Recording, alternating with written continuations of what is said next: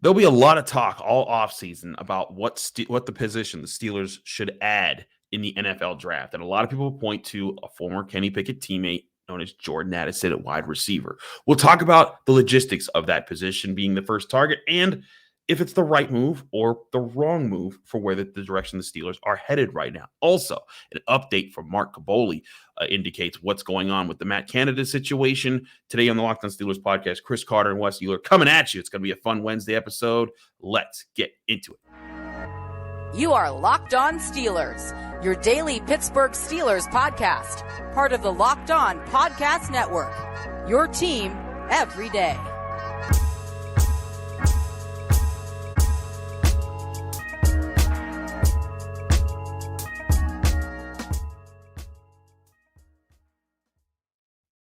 And welcome to the Locked On Steelers podcast. I'm your host, Chris Carter, bringing you your daily dose of all things of the Pittsburgh Steelers. As always, you can find the show on Apple, Spotify, Google Podcasts, Odyssey, and YouTube. If you're watching this on YouTube, hit the like button on the video if you enjoy it. Hit the subscribe button on our YouTube channel to get all of our daily Monday through Friday episodes, as well as our bonus content. We thank you for making our Locked On Steelers podcast your first listen every day because we're your team every day. Today's episode is brought to you by BetOnline. BetOnline has you covered all season long with more props, odds, and lines than ever before. BetOnline, where the game starts. As I said before, we're joined by our man from Steeler Nation Radio and all the West Virginia podcasts that possibly exist to known to humankind. Wes Euler is back on Locked On Steelers. How you doing, Wes? It's a Wes Wednesday. Ah, yes, you got to love the alliteration. What's up, CC? Always good to be here with you. And yes, I would much rather be talking any type of football than the train wreck that is the WVU athletic department. So let's get moving. No, we'll get you away from that. But let's talk about a former Pitt player, you know, the arch nemesis of West Virginia. But West Virginia fans got a little bit of joy when they got to see Jordan Addison leave the Pitt program after being the program's third Biletnikoff Award winner. He goes to USC and doesn't have a spectacular season. He doesn't win another Biletnikoff, but he's another solid season. And now he's declared for the NFL draft. So he's officially on the market. And of course, everyone and their mother on social media is asking whether the Steelers should take him there. And listen, I covered Jordan Addison for 2 years at Pitt. I think that he's a very talented receiver. I think he should go and definitely will go in the first round. When he was at Pitt, he was phenomenal. I think when you ask who was more important to the Pitt's ACC championship run, Kenny Pickett or Jordan Addison, Pickett in a lot of games was. But there were certain games that he would not have been able to pull out if it wasn't for Jordan Addison making ridiculous plays. North Carolina in the rain, maybe one of them. North Carolina in the rain, Virginia, where he caught I think that was one of the best plays I've ever seen from a Pitt receiver, where he caught a ball over a defender, saved an interception, and turned it into a game-winning touchdown. He got 100 passes that year for 1,593 yards, 17 touchdowns. Also had a rushing touchdown that year. He was just unstoppable at times as a Pitt receiver. Went to USC, got injured a little bit, finished with 59 catches for 875 yards, 8 touchdowns from Caleb Williams. Really good player, 6 foot, 175 pounds, explosive. We'll be loving to see his numbers. But all that being said, and a lot of people are talking about reuniting him with Kenny Pickett would be the ultimate Steelers move they could make this offseason and getting him there. I'm not saying that if the Steelers did it, it would – that wouldn't happen, and there wouldn't be some sparks there between a talented quarterback and a talented wide receiver who both want to grow together again at the next level. But I'm saying I think the Steelers have done enough investing into the wide receiver position at high points for now. You can always add late-round picks to any position group and throw them in there, but I think with Deontay Johnson, who ESPN graded as the best separator in pro football as far as getting open, George Pickens, who ESPN graded as the best receiver catching footballs this year, you got those two guys. You got Calvin Austin, who should be coming off of injury next year. You got Steven Sims coming back, and he was solid. You got Pat Fryermuth still at the tight end position. Connor Hayward, who was playing pretty well at the end of the season. I think the Steelers have a diversified enough pass catcher group that they can rely upon right now, that they don't need to spend a first or second, either of the seconds, on that pick unless they feel that Jordan Addison, like if Jordan Addison somehow falls to the second round pick, sure, then maybe it's like, okay, well, you just can't pass up on talent like that. But I truly feel this is still a draft where when the 17th pick comes to them, where they're currently sitting, if they haven't traded up, there will be an offensive lineman, a defensive lineman, a linebacker, or a corner worthy of that pick. And I think that would be more important than finding a playmaker wide receiver with that pick. I completely agree. So there's a lot to unpack here, right, CC, in this conversation. In terms of draft needs, in terms of Pickett and Addison and what could be the upside there, in terms of how you want to spend your draft capital and how you weigh all of that versus what's available in free agency, right, and what you might be losing to free agency as well, too. So I'll try and not go too long-winded here, but to me, the first thing in my mind, right, is where do you want to invest your draft capital, right? And look at where the Steelers have done that. Let's go short picture the last 2 years, right? Your first 2 picks last year were quarterback and wide receiver. Your first 2 picks the year before that were running back and tight end. Before that, Chase Claypool, wide receiver. You have spent a lot of draft capital on primed day 1, day 2 draft capital on wide receivers, tight ends, running backs, skill position players, quarterback. Do you really want that to continue? Like I preach all the time. I don't believe in paying free agent, or I don't believe in paying wide receivers huge money unless they are Antonio Brown. Exactly. Right? Unless they're Justin Jefferson or Jamar Chase, because there's so many good ones coming out every single year in the draft. Pickens was the 7th or 8th wide receiver selected last year? Yeah. And look at what we all think. 7 or 8 guys went, and 6 or 7 guys went before him at his position. And think of how high we are on him. So I am for drafting wide receivers regularly. But man, from James Washington to Juju to Chase Claypool to George Pickens, if you're including Pat Freiermuth as a tight end, they have just invested a lot of draft capital in that position, whereas they haven't a lot of prime time capital too, whereas that hasn't necessarily been the case in the trenches. And I know we all like to talk about how the Steelers can't draft quarterbacks, but that hasn't necessarily been the case in the secondary either. Now, you can say they traded first-round draft pick, right? Essentially used that on Minkah Fitzpatrick. Okay, that's a different conversation. But to me, in theory, in a vacuum, just don't consider any other needs, don't consider any other free agency or anything like that. Do I like the idea of Kenny Pickett and Jordan Addison getting back together? Yes, absolutely, but with some pause. I know everybody, listen, football's a copycat league. You and I know this as well as anybody. Everyone sees what the Bengals are doing, just, our neighbors in Ohio, our AFC North rivals who were in the Super Bowl last year and just won another playoff game this past weekend. I get it. You see that and you want that too. You think, okay, well, look what Cincinnati did. It can work for us. Football is a copycat league.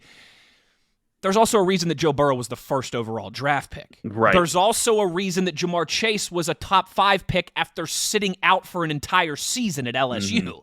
Yeah. I mean, first overall, 5th overall, and one of those guys sat out for a year and was still a top 5 pick. So expectations, I think, need to be tempered there a little bit.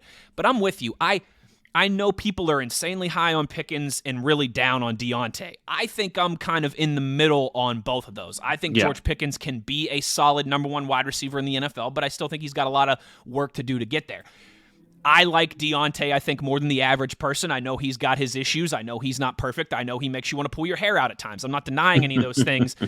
But he also gets open, which is massive in the National Football League, particularly for a young quarterback. I know he gets open, he catches the ball, and then he runs back 3 or 4 yards and drives us all crazy, right? But there's still something to be said for get open. I feel like a lot of times when I have this conversation, like I'm Brad Pitt in Moneyball, right, pointing to Jonah Hill. Well, this guy's got this, and this issue. What does he do? He gets on base, right? He points to Jonah Hill, and what does Jonah Hill say? He gets on base. Base. That's me with Deontay Johnson. I know he's got all these issues, but he gets open, and that's so valuable. So I love what you mentioned, too, there in terms of Calvin Austin. I think there's a lot to like with what the Steelers have. The one thing that does give me pause and really makes me think about this is it's not a great wide receiver free agent class. So if you wanted to supplement with maybe a veteran guy or someone like that wouldn't break the bank, not a massive deal, but someone that you would pay decent money on a 2 or 3 type year kind of bridge deal, right? There's not a lot of those guys available. I mean, you're looking at Juju, and that's maybe about it. Would I rather bring Juju back on an affordable contract on a air quotes, team-friendly deal, or would I rather go draft Jordan Addison, an unproven rookie who was really good 2 years ago and pretty good last year? There's just a lot there. But to me, it all comes back to I really want to use the draft capital that the Steelers have, which is solid, right? 17 and 32, 3 top 50 picks. I want to use that to build the trenches. I want to use that to maybe draft a cornerback if the right one's there. I know that gives everybody nightmares, but I get the idea that Pickett and Addison could take off together, particularly on the backdrop of Burrow and Chase. But all that I would say is just, one, look at where you've invested your draft capital, and eventually that's got to transition. And hello, maybe that's why you brought Andy Weidel in from Philadelphia. And two, there's a reason that Burrow and Chase went 1-5 in the draft, not 20-17, right? As it would be Pickett and right. Addison.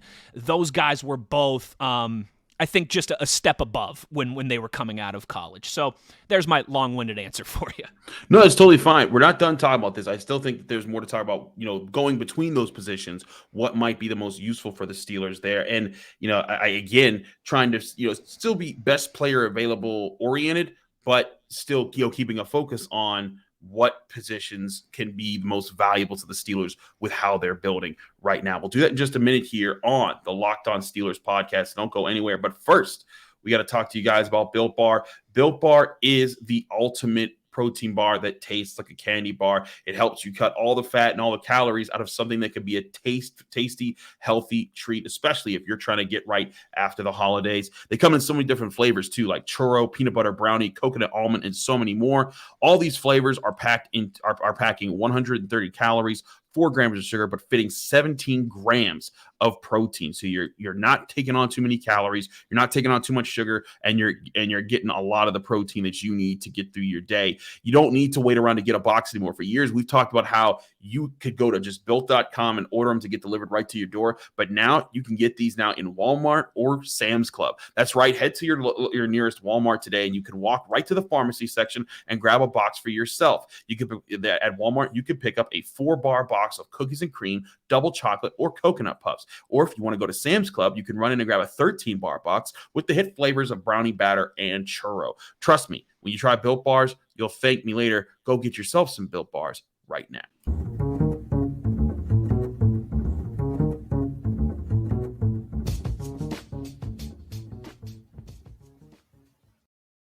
Back here on the Locked On Steelers podcast, Chris Carter, Wes Euler, breaking it down here on a Wednesday episode. Wes, I look at this draft class, and again, the Steelers pick at 17. And one thing I want to iterate right now, and I'll say a bunch of times until we get there, but people do not need to, and this is why we're not doing mock draft Mondays just yet. People need to let things settle for a bit. The Senior Bowl is in a couple of weeks. The Combine will be a little bit after that.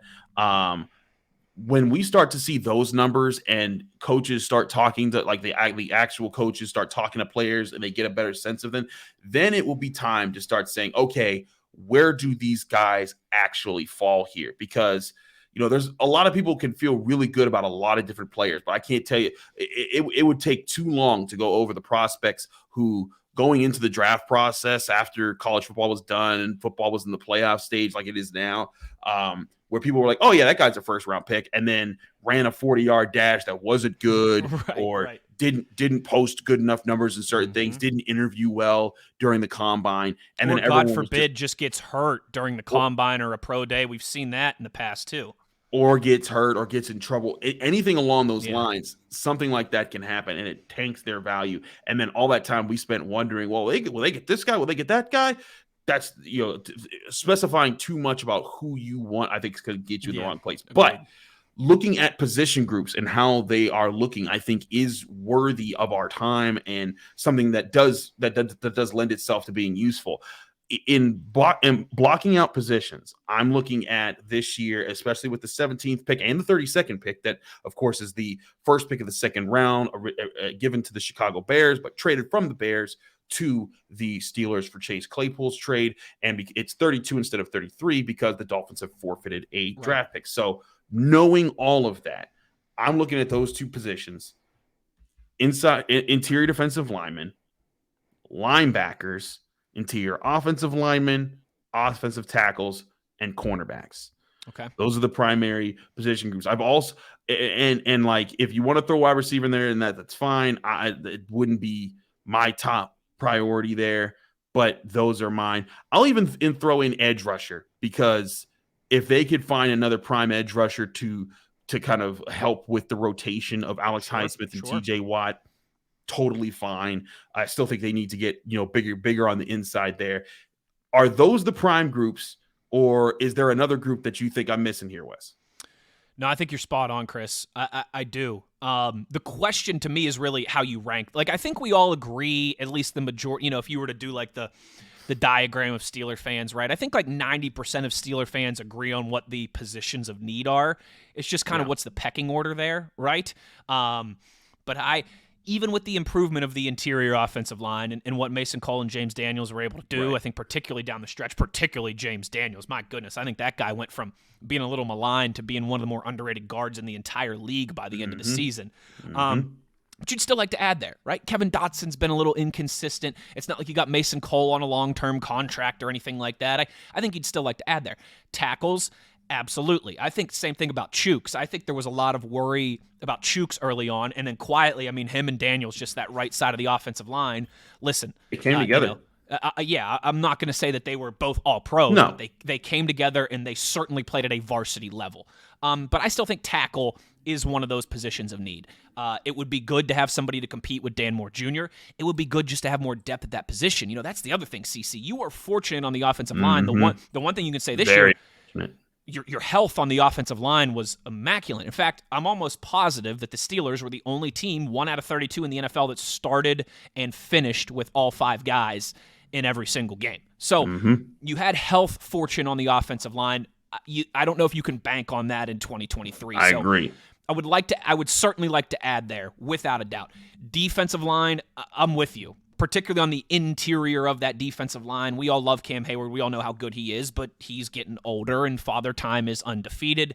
You always need bodies in there. Who knows what happens with Ogunjobi and some of these other developmental guys as well, too, like Loudermilk and Leal. You like to hope that they live up to that potential, but competition and more bodies never a bad thing.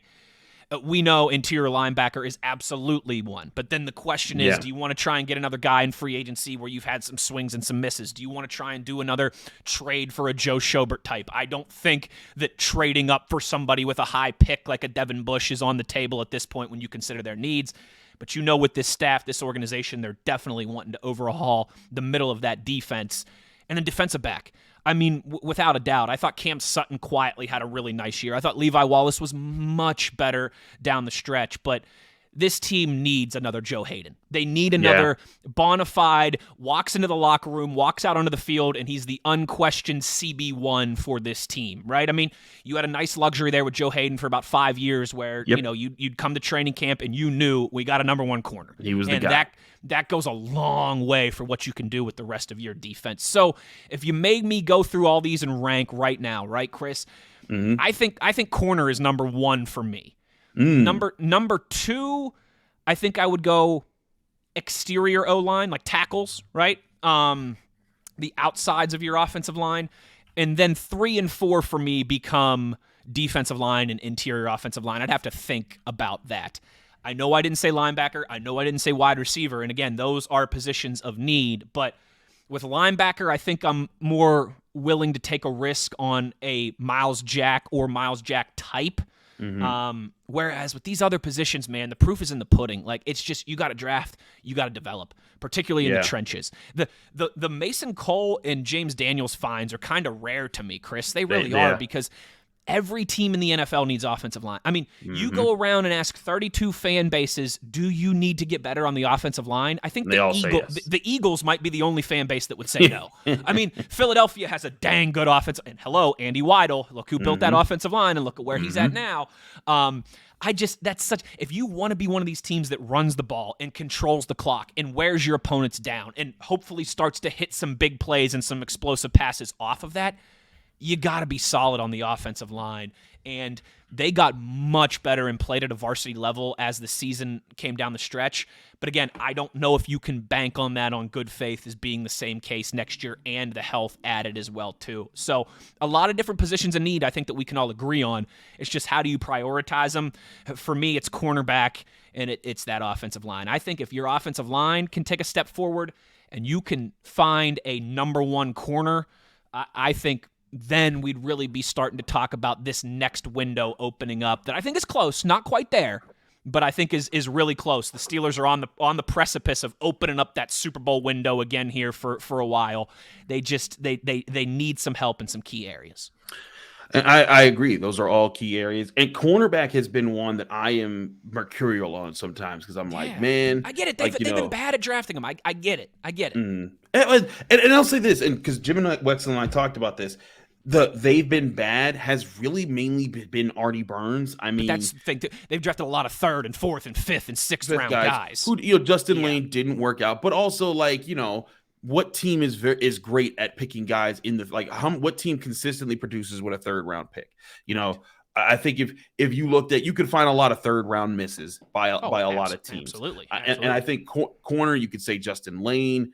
You could say Curtis Brown, but then you're going back 10 years for that. I think the two ones that people are calling the most are Artie Burns and Senquez Golson. Yeah. But Senquez Golson got hurt, and who was going to ever predict that would happen? Right. But at the same time, people often overlook the year after Artie Burns, they drafted Cam Sutton, and he's been extremely reliable for them. Yes, he has. So I wouldn't put it against them. If the talent is there at corner, go get him. Because the other problem is that for years, they try to go get a corner, and the top ones are just gone. And so it's like, well, you're just going to have to wait because you're drafting best player available, and that's what you're going to do there. So, but at the same time, I do agree corner would be so important because and Doug Whaley, who former Steelers front office guy who was a GM for the Bills, and he's been on this show multiple times. Mm-hmm. He came on this show last year saying corner round 1, make it happen. And then they got Kenny Pickett and couldn't argue with that. It worked out, after the fact. But I kind of still feel like in today's NFL, the Steelers do need to, still control the trenches and find a way there.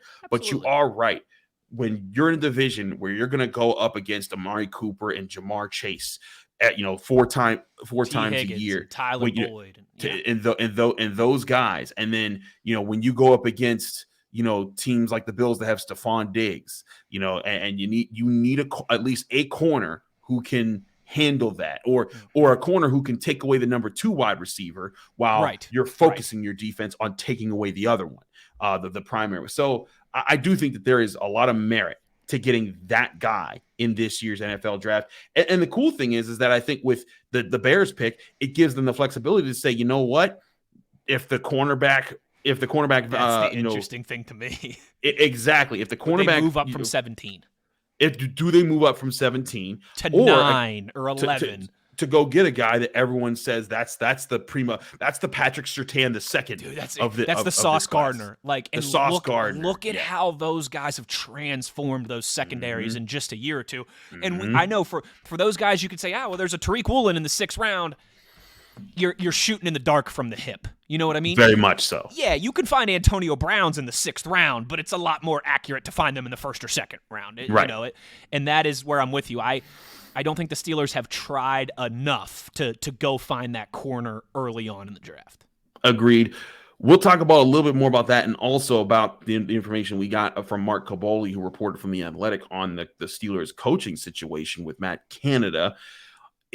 Are they keeping him, or is there something else going on there? We'll talk about that in just a minute, so don't go away just yet. But first, we got to talk to you guys about BetOnline. BetOnline is your number one source for all your betting stats and sports information. Head over to BetOnline right now, and you'll be able to find all the odds, lines, prop bets, every bet that you need to learn about on the NFL playoffs, divisional round coming up this weekend. You can find at BetOnline. They also get you ready for the NBA, the NHL, when MLB is coming back around, college sports, everything right there. BetOnline, your continued source for all your sports wagering information, from live betting to playoffs, esports, and more. Head to their website today or use your mobile device to learn more about the trends in the action when you visit BetOnline, where the game starts.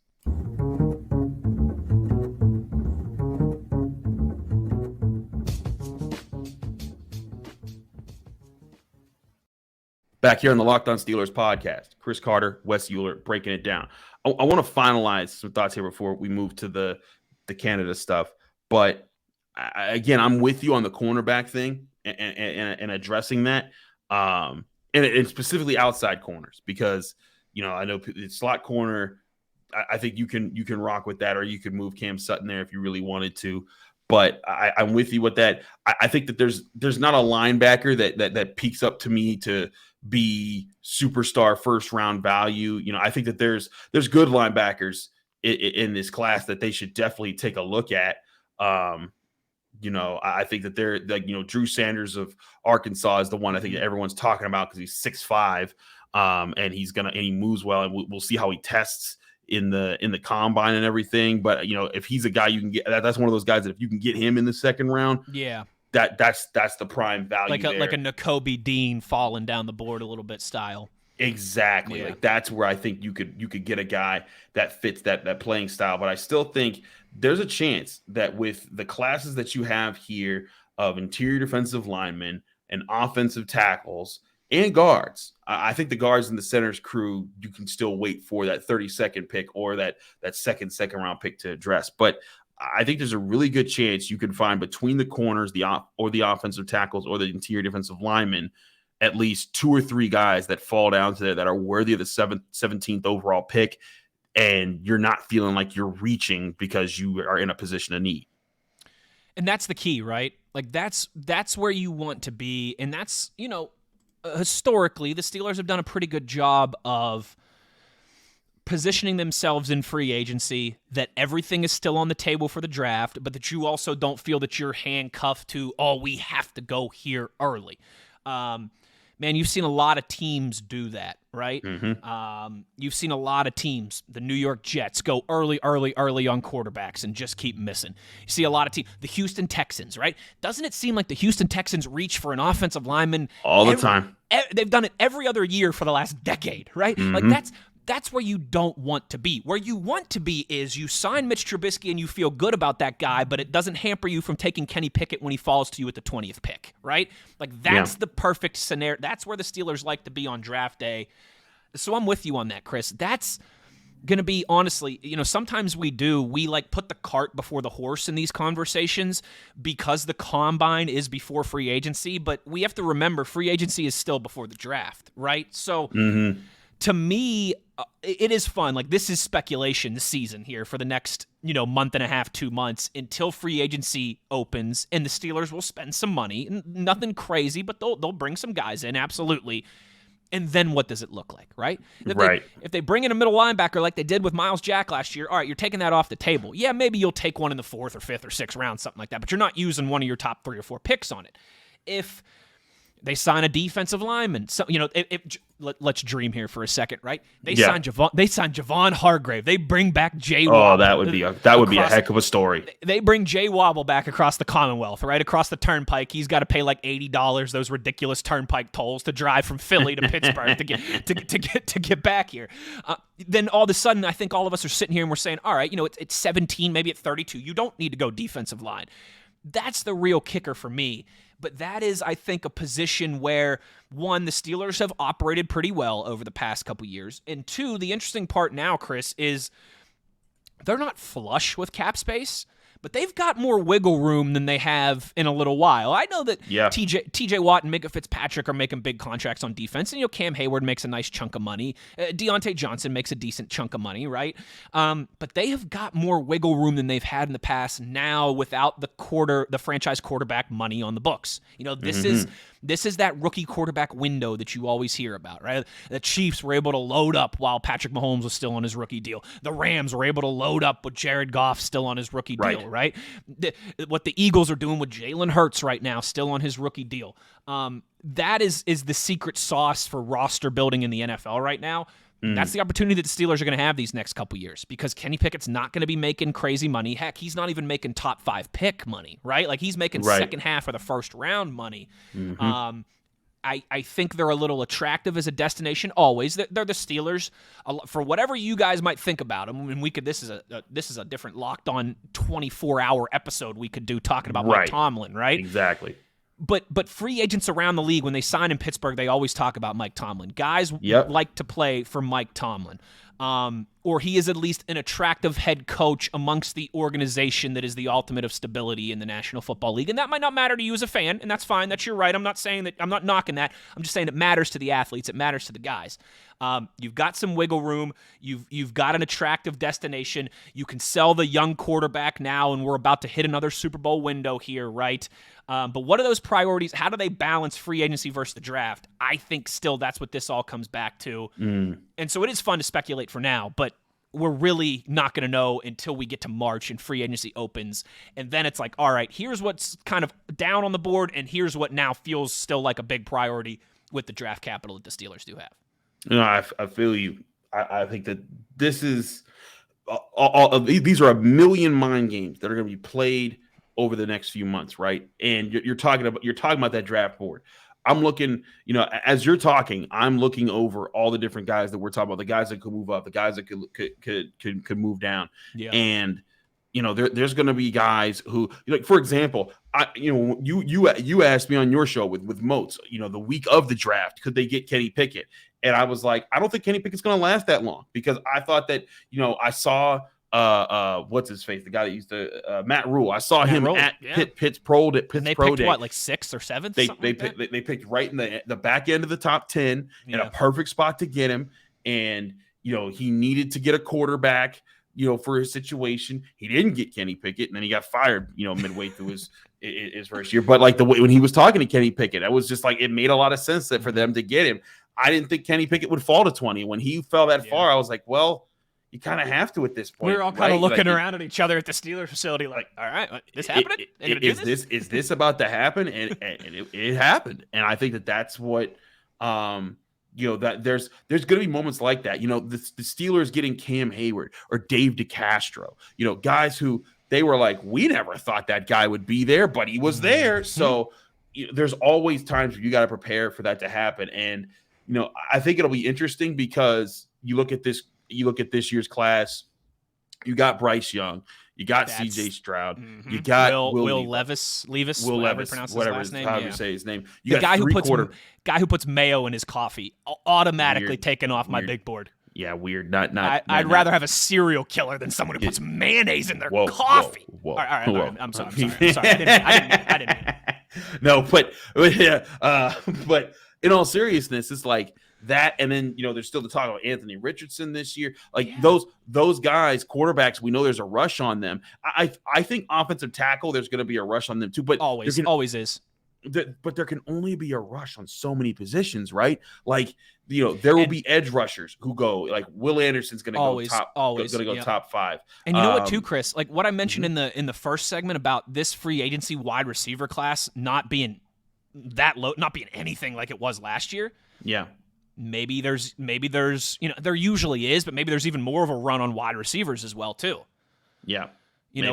Without there being a lot of those attractive names out there in free agency this offseason at that position. Maybe, and I think that's one of the things that people are going to be exploring is our moves out there like that, and also what positions get sold up in free agency for the Steelers, because I think they're going to have a good amount of money to spend, because they're going to either get rid of or redo the contract of William Jackson III. Mm-hmm. They're going to do something with either Witherspoon or Wallace. They're going to, restructure some contracts of their top paid guys, and they're probably going to open up a good amount of money that's going to be available to them to spend. And, we've talked about Tremaine Edmonds, but what if they got the linebacker position, then it takes the Sanders type of guys out of the top early picks, or what if you go and get, a corner in free agency that comes of it? Because that's the other thing. Other teams are going to cut guys and they're going to trade guys, and then they're going to, you don't know what's going to happen there. And I think the Steelers, there's a chance that they could be aggressive in free agency and then be aggressive in the draft as well, again, based off of that. So point being, there's going to be a lot of things open, y'all. So don't get caught up looking at the Joey Porter Jr.'s and the Jordan Addisons. Not that either one of them wouldn't be, fine picks for the Steelers. And, because Jim Wexley, he was on the show. He was like, I like Joey Porter Jr. a lot. Yeah, and me I too. think I think that I like him too. But I'm saying that there's too many really good prospects in the draft at positions where the Steelers could really use them to get too locked in on one guy this year. I'm completely with you on that, and I think particularly, again, 17, 32, 50, right? So 3 top 50 picks. I mean, you can truly do the DeCastro and the Cam Hayward thing, where those were positions the Steelers needed. They might not have been the number one position in need on their big board, but you wait there at 17 and see what happens. You wait there at 32, and there's going to be some dogs there. Like there always is. Think about it normally when the second day of the draft opens, right? How we talk like, oh, wow, best player available. And look at some of those names that are still there at 33 usually. Now you're going to get that at 32 for the Steelers. I mean, there's going to be a lot of opportunities to add on both sides of the football. And you should be excited if you're a Steeler fan, because as well, too, Chris, the traditional view of how we always thought the Steelers operated this time of year, right, and for like the next 2 or 3 months, you go ahead and toss that out the window. Right. I mean, at the end of Kevin Colbert's tenure, they started to veer away from that already, trading a first-round pick for the first time since the Beatles were still on tour to go get Minkah Fitzpatrick, trading up in the top 10 for Devin Bush, being more active in free agency. The Steelers have started to kind of deviate from how this team is boring and they just build through the draft and they win a lot, but in terms of the offseason, they never do anything exciting. I don't know if I would be so ironclad, so attached to that as we enter this offseason. You've got a new front office, you've got a lot of draft capital to play with, and you've got, like I said, not a ton of cap space, but enough to play with as well, too, and probably more than you typically have. I don't think anything is off the board, whether it's a splash in free agency, whether it's moving up in the draft. Heck, Chris, if you were to tell me right now the Steelers at pick 17 move down a few spots to 20, 21, 20, that wouldn't shock me either. Wouldn't shock me. Or maybe that's a back of the second round, the Bears pick, the 31st pick. They end up moving down a few spots there instead. Like I really think everything is on the table, and it's an exciting time to cover the Steelers, to be a fan if you're kind of a blend of those two things like we are, because it's a new chapter truly in on the field, in the front office, and I certainly think that will apply to how they move and operate here in the offseason as well. Absolutely. Last thing here, because I said we'd address this. Mark Kaboly of The Athletic, a guy we've had on this show a few times, he had a story where he had sources within the Steelers organization that says that their coaching decisions are on hold right now because Mike Tomlin's dealing with a personal issue. And so that's kind of held things up there. And that, of course, includes the situation with Matt Canada. A lot of people have speculated that Matt Canada is definitely done. Matt Canada is definitely staying. I feel like the Steelers are keeping him unless the ultimate situation that lines up with what they want to do this year opens up for them. Jim Wexler pointed out, he's like, they don't fire coaches in the middle of their contracts. That's just not what they do. I do think that they're keeping Canada, but you see this and the nose of that holding. Do you think there could be something afoot here that we aren't paying attention to, that the Steelers might make an aggressive move and add a new offensive mind to the room there? Yes, I do. I do think there's some merit to the Byron Leftwich conversation, which I know has been all the rage in Steelers circles and Steelers Twitter. And my goodness, some of you couldn't keep it in your pants this morning when you found out that Byron Leftwich was being let go by the Buccaneers. I don't know how I feel about that specific move. I know a lot of people, he won a Super Bowl a couple years ago, and he's young and he's up and coming, and he's a former Steeler, right? But man, they seem pretty happy to be rid of him in Tampa Bay. And John Ledgerd, who I believe, right, was once upon a time the host of this here podcast. Yes, he was. I think he was the first ever. No, that's still Matt Williamson. But still Matt Williamson, right? And then John, right? And then Crowley. Yes. Then Tony. Then yourself. I tell you what, you talk about a line of royalty. I mean, you guys, man, the British royal family got nothing on Yin's guys. But like John on Tuesday went on Pittsburgh radio and didn't have very nice things to say about Byron Leftwich. So there might be some of that. Grass is always greener on the other side than it is where your feet are type thing. I don't think Matt Canada is the answer. I also don't think that he is the only problem, like a lot of the fan base has led themselves to believe. When you look at the numbers from Tampa Bay and the Steelers offense last season, they were pretty darn similar. In fact, they finished 25th and 26th in a lot of the important metrics right back to back. And I look at Tampa Bay's offensive line. I look at Tampa Bay's weapons. I look at Tampa Bay's quarterback, at least until the last couple weeks of the season, what we saw there from Tom Brady. And I think there was more to work with than what he had here in Pittsburgh. So it's another one of those things. I don't want to sound like a Matt Canada apologist because I'm not, but I also know that this is a work in progress, that I don't think you're just going to wave a magic wand and hire one person and all of a sudden the Steelers are going to be a top 10 offense in the National Football League. There's a lot there, and it's one of those things too. Everybody in the NFL is mad at their play caller, is mad at their offensive coordinator. It's like offensive line play. You ask every team in the league, they've got beef with their offensive coordinator. They wish their offensive line was better. They think their offensive coordinator stinks at calling plays. But I normally by this point in the timeline, Chris, this is where probably the best way to sum this up. Normally by this point in the timeline, I would say, oh yeah, Matt Canada's safe. Because if the Steelers were going to do something, they would have done it last week or they would have done it already. This time, I'm not so sure. If we make it to the end of this week and Matt Canada is still the Steelers offensive coordinator, then I think probably okay. They're going to let him play out the last year of his contract, see if what happened with that 7-2 finish wasn't a fluke and there was really something that the offense was building towards there. And let's keep continuity with Kenny and all those other things. But it would not surprise me at all if we got some big news here in the next few days as well. I think, again, new leadership.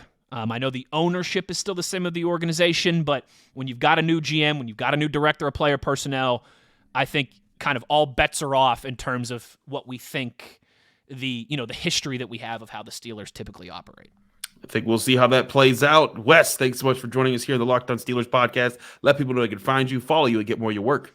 Yes, at Wesley Euler on Twitter. If you're watching on YouTube, you can see my lovely Twitter handle there. I host the Steelers Blitz with Arthur Moats. We're in off-season form now, so you guys know we're normally live at noon, right? Now we kind of more so just do the show in podcast form. It still plays on SNR, but just subscribe, Steelers Blitz, wherever you get your podcasts. Make it your second listen of the day after you listen to Chris Carter in the Locked On Steelers podcast. You like that, huh? You see what I did there? That was super nice. Yeah, I appreciate you. And then, yes, if you are a tortured Mountaineer soul like me, In the Gun and Ears and Beers is where I do all my WVU commiserations. And, buddy, there is plenty to commiserate about, let me tell you. Absolutely. But Wes, thank you so much. You're the consummate professional that you're always handling business. We appreciate you here on the Locked On Steelers podcast. I'm your host here on that very show. You can find me, Chris Carter, on Twitter and Instagram at Carter Critiques. You can find this show on Apple, Spotify, Google Podcasts, Odyssey, and especially on YouTube. Like this video if you enjoyed it. Subscribe to this channel to get all of our daily Monday through Friday episodes as well as our bonus content. If you want to help out this show even further, please check us out on Apple Podcasts. Rate us 5 stars, give us a positive comment with those 5 stars, and you'll get a special shout out at the end of the show, like this person. Our most recent 5-star review came from Paints74, who says, great for a long distance fan. This is a great show for fans. Chris's gives level-headed reviews and opinions, keeping fans who are not American up to date with everything that is happening on and off the pitch. Wow, my man said the pitch. You know he's not American. Come on. Come on. Pace 74, shout out to you. He has great guests who also are a mine of information, especially on a Friday where Jenna is very, very knowledgeable, and you can see why she's wiping the floor with Chris. Oh, you're giving me the business here. She is wiping the floor with me. I think she actually went up 4 games on me this weekend. I can't believe her for that. But she says, Paint says, keep up the good work. Can't believe Paint's found a way to roast me in my own 5-star review. Paint. Oh, man. But it was still real awesome. good. Thanks so much for your review. We got another 5-star review that we'll read on our next episode. Thanks so much for all the people who do it. Even if you've done it, do it again. It really helps us out. Thanks again for checking us out. Back on Thursday with more from the Locked On Steelers podcast.